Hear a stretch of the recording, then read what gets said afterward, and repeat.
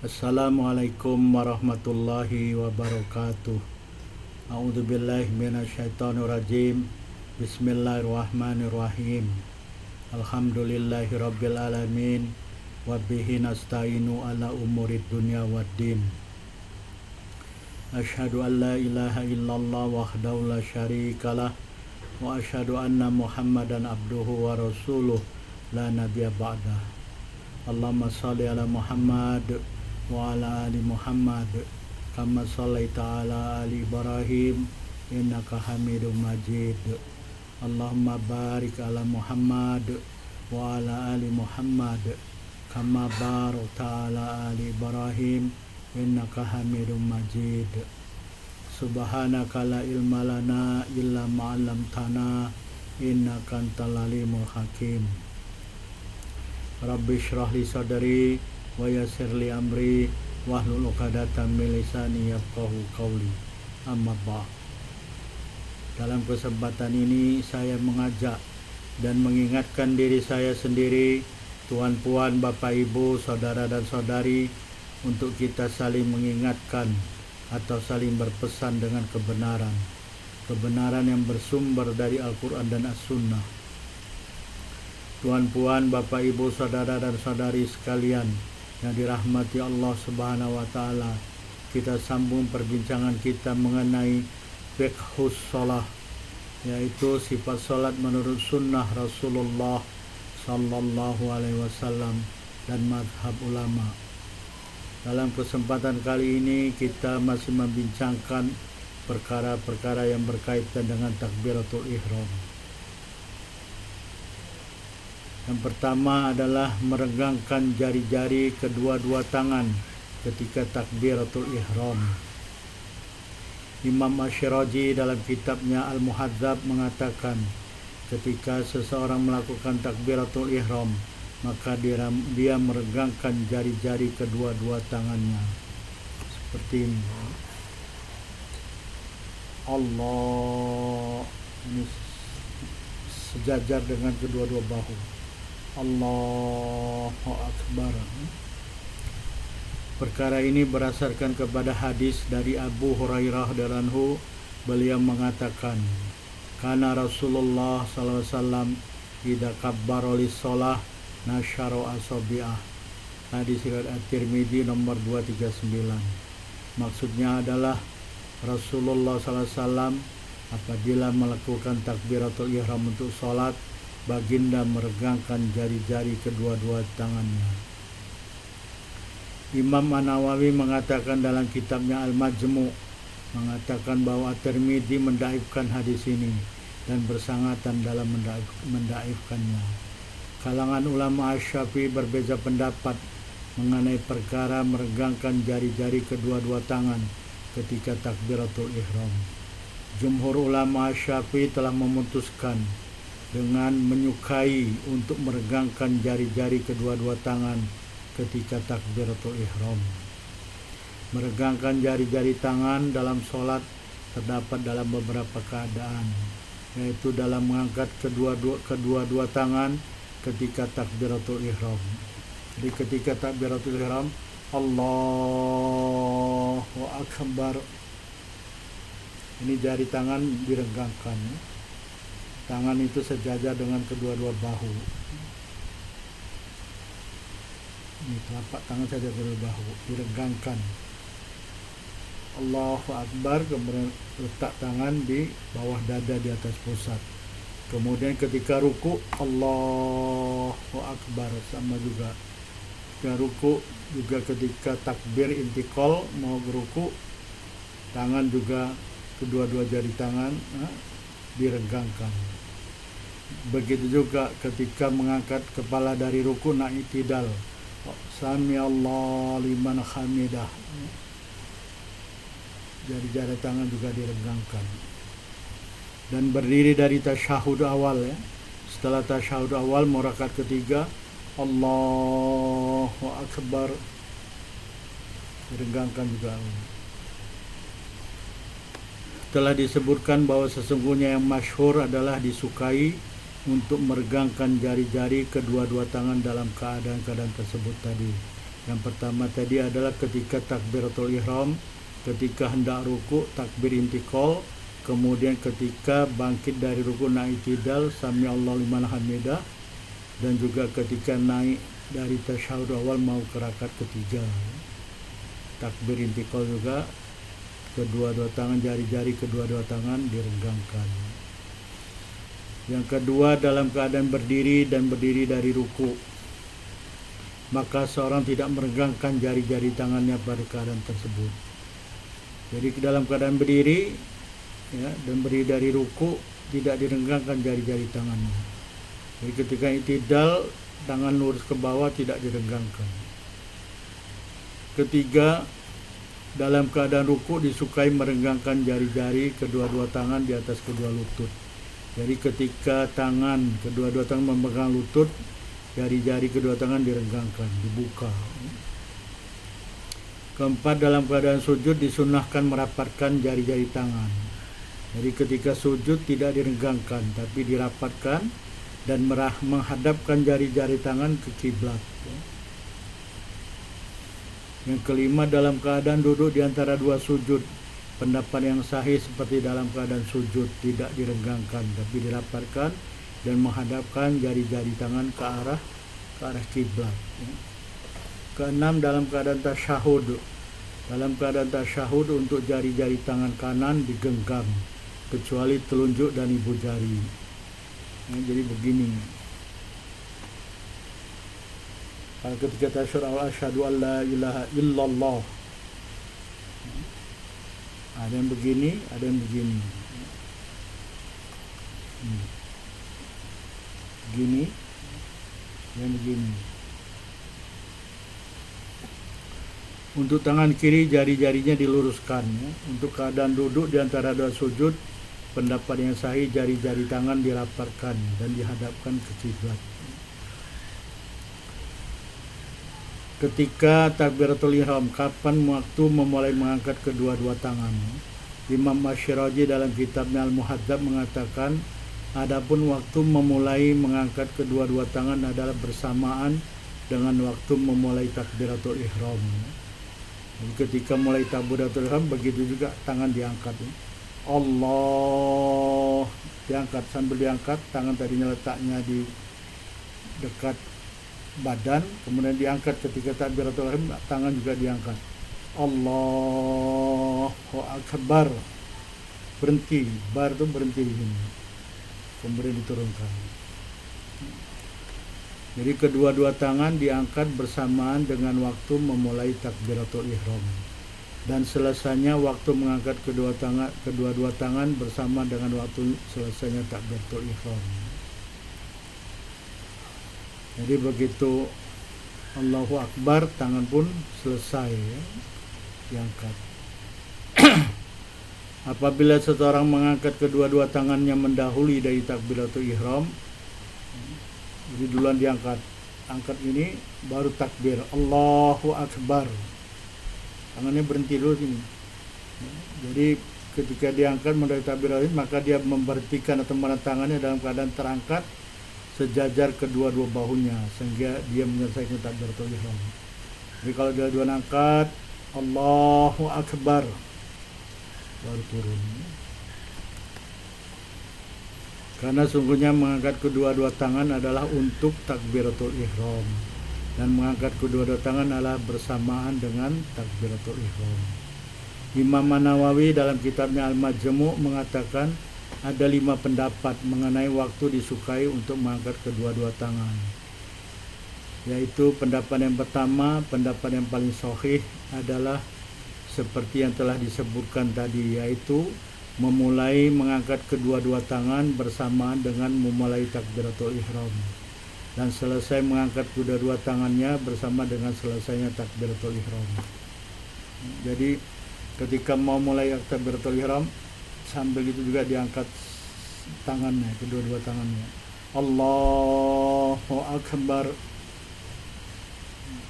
Allah bar, berhenti juga tangan di sini, kemudian turun. Pendapat inilah pendapat yang dinaskan. Imam Syafi'i mengatakan dalam Al-Um, yaitu mengangkat kedua-dua tangan bersamaan dengan memulai takbiratul ihram. Jadi ketika mulai takbiratul ihram, begitu juga tangan mulai diangkat dan mengangkat kedua-dua tangannya semasa mengangkat bersamaan dengan selesainya takbiratul ihram, dan menahan tangannya terangkat sejajar kedua bahu sampai selesai takbiratul ihram seluruhnya. Jadi diulang sekali lagi, ketika mulai takbiratul ihram, Allahu Akbar, baru selesai berhenti gini, baru turun. Pendapat kedua adalah mengangkat kedua-dua tangan tanpa takbiratul ihram, kemudian memulai takbiratul ihram bersamaan dengan mulai menurunkan kedua-dua tangannya, dan selesai menurunkan kedua tangan bersama dengan selesainya takbiratul ihram. Jadi diangkat dulu tangannya, kemudian dia memulai takbiratul ihram ketika tangan juga turun. Jadi angkat dulu, Allahu Akbar. Jadi ketika bar habis, tangannya pun sudah di dada, di bawah dada, di atas kuat, di atas pusat, di bawah dada. Pendapat ketiga adalah mengangkat kedua-dua tangan tanpa takbiratul ihram, kemudian mengucapkan takbiratul ihram dan kedua-dua tangannya diam terangkat sejajar kedua-dua bahu, lalu menurunkan kedua-dua tangannya setelah selesai takbiratul ihram. Pendapat ketiga ini disahihkan oleh Al-Baghawi. Jadi begitu diangkat tangannya, terangkat, tahan di sejajar bahu, baru takbir, Allahu Akbar, baru turun. Pendapat keempat adalah mengangkat kedua-dua tangan bersama dengan takbiratul ihram dan menyelesaikan takbiratul ihram bersamaan dengan selesainya menurunkan kedua-dua tangan. Jadi ketika naik Allahu Akbar, jadi naik Allahu Akbar, jadi mulai takbir, kemudian selesai takbir, selesai tangan itu diletakkan di bawah dada. Pendapat kelima adalah mengangkat kedua-dua tangan bersamaan dengan memulai takbiratul ihram dan tidak disunnahkan bersamaan dalam menyelesaikannya. Pendapat ini disahihkan oleh Arabi. Jadi sama-sama mengangkat kedua tangan sambil takbiratul ihram, tapi tidak disunnahkan bersamaan dalam menyelesaikannya. Telah tetap dalil dalam hadis sahih tentang 5 pendapat yang telah disebutkan tadi. Sebagian darinya adalah hadis yang diriwayatkan dari Ibnu Umar radhiyallahu anhuma. Beliau mengatakan, Ra'aitun Nabiyya sallallahu alaihi wasallam iftataha takbir fis shalah farafa yadayhi hina yukabbir hatta yajalahuma khadwa mankibai. Ini hadis riwayat Al-Bukhari nomor 738. Kata Abdullah bin Umar radhiyallahu anhuma, aku telah melihat Nabi sallallahu alaihi wasallam memulai takbir dalam salat, lalu mengangkat kedua-dua tangannya ketika bertakbir, sehingga menjadikan kedua-dua tangannya sejajar kedua-dua bahunya. Jadi ketika Rasulullah mulai takbiratul ihram, begitu juga Rasulullah mengangkat kedua-dua tangannya sehingga kedua tangan sejajar dengan kedua-dua bahunya. Jadi Allahu Akbar, bar berhenti tangannya sini, bar juga selesai. Jadi Allahu Akbar. Dalam satu riwayat Al-Bukhari yang lain dari Abu Humaid As-Sa'idi radhiyallahu anhu, beliau mengatakan, ra'aituhu idza kabbara ja'ala yadayhi fi mankibai. Aku melihat Rasulullah sallallahu alaihi wasallam apabila bertakbir menjadikan kedua tangannya sejajar kedua-dua bahunya. Jadi Rasulullah di lain masa mengangkat tangannya ya, sejajar kedua bahunya. Jadi Allahu Akbar. Jadi ra'aitu idza kabbara ja'ala yadayhi fi mankibai. Aku melihat baginda apabila bertakbir menjadikan kedua-dua tangannya sejajar kedua-dua bahunya. Jadi angkat Allahu Akbar. Dalam satu riwayat Bukhari yang lain dari Salim bin Abdullah dari bapaknya, beliau mengatakan, anna Rasulullah sallallahu alaihi wasallam kana yarfa'u yadahi khadwa mangkaibai idza tatahas shalah. Sungguhnya Rasulullah SAW ada mengangkat kedua-dua tangannya sejajar kedua-dua bahunya apabila memulai sholat. Hadis ini riwayat Al-Bukhari nomor 735, Muslim 390. Jadi mengangkat kedua tangannya sejak kedua-duanya baru takbir Allahu Akbar. Dalam satu riwayat Al-Bukhari yang lain dari Abu Kilabah, sesungguhnya beliau telah melihat Malik bin Al-Huwairits radhiyallahu idza shalla kabbara wa rafa'a yadayhi wa haddatsa anna Rasulullah sallam sana'a hakadha. Ini riwayat Al-Bukhari nomor 737. Yang maksudnya apabila Malik radhiyallahu salat, beliau mengucapkan takbiratul ihram dan mengangkat kedua-dua tangannya. Beliau mengatakan bahwa sungguhnya Rasulullah SAW berbuat seperti demikian ini. Jadi mengangkat kedua-dua tangan kemudian mengucapkan takbiratul ihram. Jadi begitu takbiratul ihram, begitu juga angkat kedua tangan Allahu Akbar.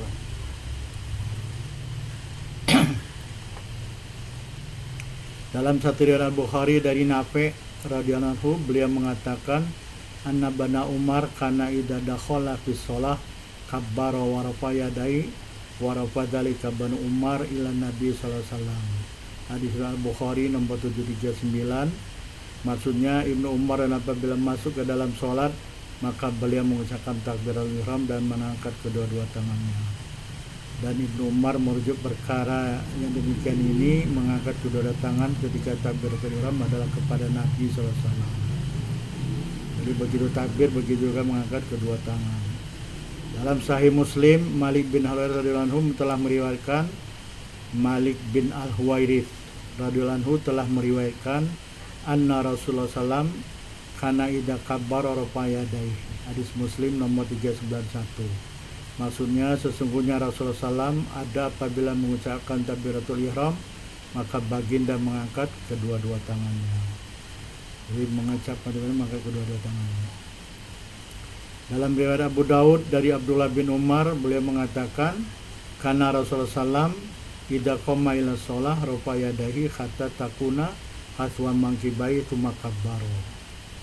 Jadi angkat kedua tangannya kemudian takbir. Angkat dulu Allahu Akbar.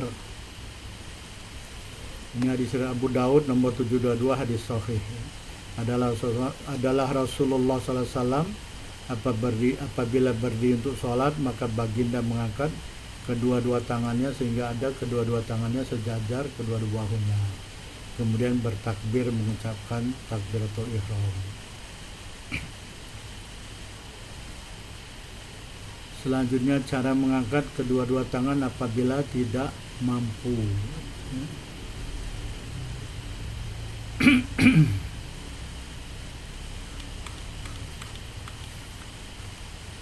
Imam Masyraji dalam kitab Al-Muhadzab mengatakan apabila seseorang tidak mungkin untuk mengangkat kedua-dua tangannya atau mungkin baginya untuk mengangkat satu tangannya atau mengangkat kedua-dua tangannya sehingga di bawah kedua-dua bahunya, maka dia boleh mengangkatnya apa yang mungkin baginya.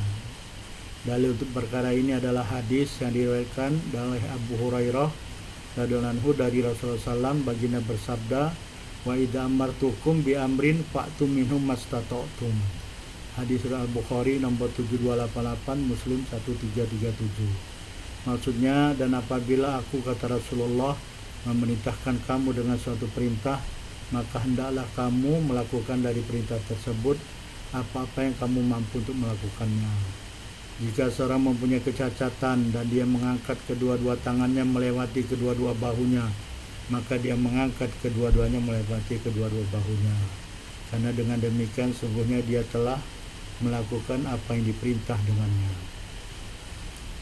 Selanjutnya, jika seseorang lupa mengangkat kedua-dua tangannya dan dia mengingatnya sebelum selesai takbiratul ihram, maka hendaklah dia mengangkat kedua-dua tangannya, karena tempat dan masa untuk mengangkatnya masih ada.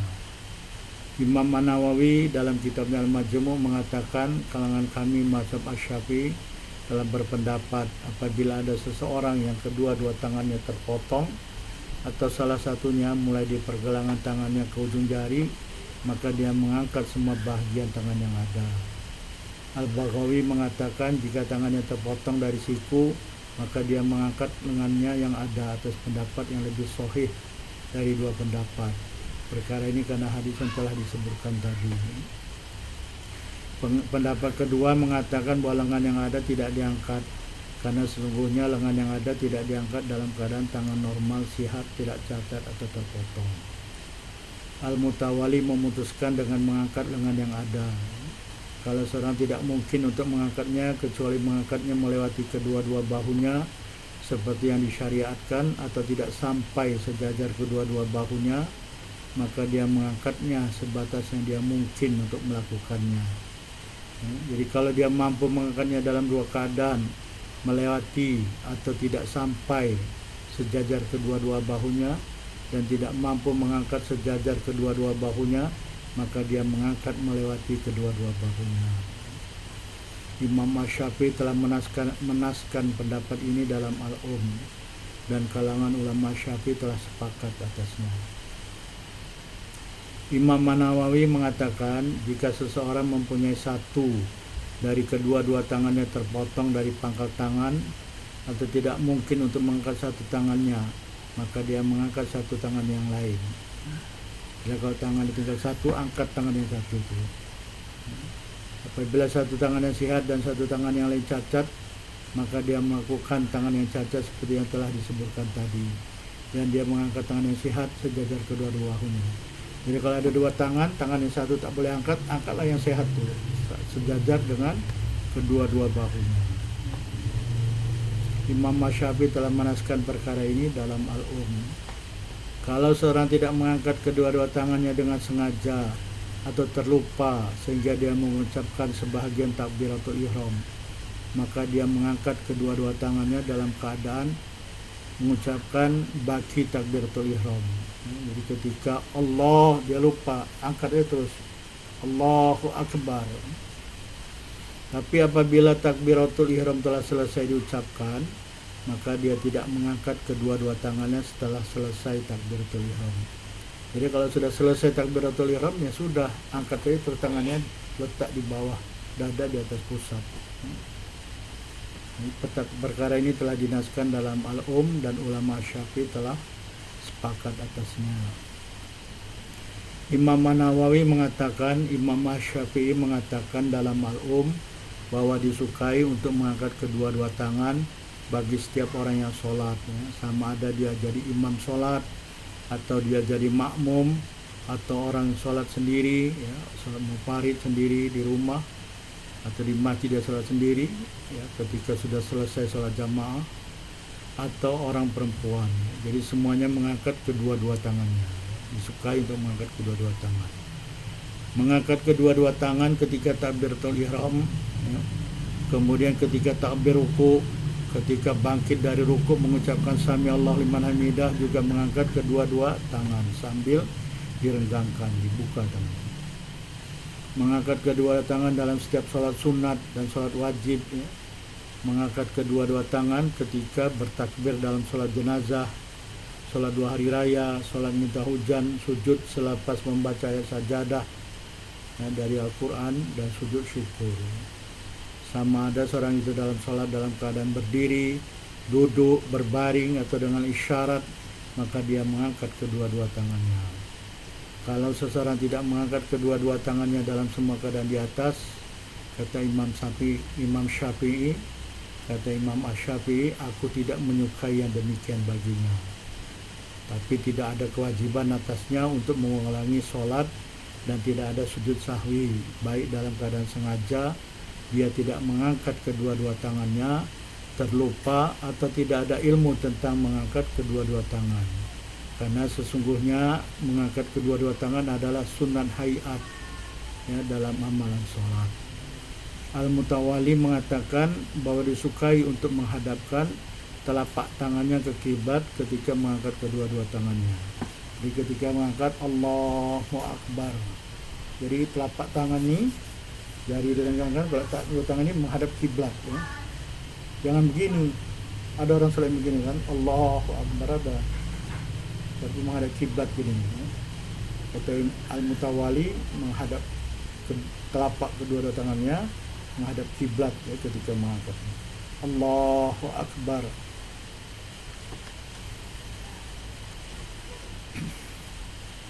Al-Baghawi mengatakan bahwa perkara sunnah adalah membuka kedua-dua telapak tangannya ketika mengangkat kedua-dua tangannya. Jadi buka kedua ini ya, buka, jangan begini atau begini, jangan, buka menghadap kiblat ya. Allahu Akbar. Kalangan ulama Asy-Syafi'i mengatakan bahwa perempuan sama dengan laki-laki dalam melakukan perkara yang telah disebutkan. An-Nawawi mengatakan ulama telah berbeza pendapat mengenai hikmah dalam mengangkat kedua-dua tangan. Al-Baihaqi telah meriwayatkan dalam Manaqib Asy-Syafi'i dari Imam Asy-Syafi'i bahwa sesungguhnya Imam Asy-Syafi'i tengah sholat di samping Muhammad bin Al-Hasan. Imam Asy-Syafi'i mengangkat kedua-dua tangannya ketika hendak ruku dan ketika bangun dari ruku untuk i'tidal. Muhammad bin Al-Hasan bertanya kepada Imam Asy-Syafi'i, "Mengapa kamu mengangkat kedua-dua tangan kamu?" Imam Asy-Syafi'i menjawab, "Karena untuk mengagungkan Allah Subhanahu wa taala, mengikuti sunnah Rasulullah sallallahu alaihi wasallam dan mengharap ganjaran dari Allah Subhanahu wa taala." Jadi mengangkat kedua-dua tangan ketika takbiratul ihram ini adalah mengikuti sunnah Rasulullah. Kata Imam Asy-Syafi'i, yang pertama untuk mengagungkan Allah Subhanahu wa taala, yang kedua mengikuti sunnah Rasulullah sallallahu alaihi wasallam. Karena Rasulullah ketika takbir mengangkat kedua-dua tangannya sejajar kedua-dua bahunya sambil menghadapkan kiblat telapak tangan dan merenggangkan tangannya. Dan juga yang ketiga mengharap ganjaran dari Allah Subhanahu wa taala karena mengikuti sunnah Rasulullah SAW. At-Tamimi mengatakan dalam kitabnya At-Tahrir fi Syarh Sahih Muslim bahwa sebagian orang mengatakan mengangkat kedua-dua tangan adalah ibadah yang maknanya tidak boleh dipikirkan. Jadi tidak boleh dipikirkan, tidak boleh dilogikkan ya. Sebagian orang mengatakan mengangkat kedua-dua tangan adalah isyarat kepada mentauhidkan Allah Subhanahu wa taala. Jadi untuk mentauhidkan Allah Subhanahu wa taala. Al-Muhallab bin Abi Syafrah Al-Malik dalam Syarah Sahih Al-Bukhari mengatakan bahwa hikmah mengangkat kedua-dua tangan ketika takbiratul ihram adalah bahwa makmum yang tidak mendengar takbiratul ihram boleh melihatnya dan dia mengetahui masuknya imam ke dalam sholat dan dia akan mengikutinya. Ada yang mengatakan bahwa mengangkat kedua-dua tangan adalah berserah diri, tunduk dan patuh kepada Allah. Ada yang mengatakan mengangkat kedua-dua tangan adalah membuang atau meninggalkan urusan dunia dan menghadapkan seluruh jiwa dan raganya kepada sholatnya menghadap Allah Subhanahu wa taala. Jadi ikhlas jiwa dan raganya menghadap kepada Allah dalam sholat. Tuan-puan, Bapak, Ibu, saudara dan saudari sekalian yang dirahmati Allah Subhanahu wa taala, kita telah sampai di akhir tausiah atau mudzakarah pada kesempatan ini. Terima kasih telah menonton video ini. Fastabiqul khairat, berlomba-lombalah dalam berbuat kebaikan. Subhanakallahumma wa bihamdika asyhadu an la ilaha illa anta wa astaghfiruka wa atubu ilaik. Wabillahi taufiq wal hidayah. Wassalamualaikum warahmatullahi wabarakatuh.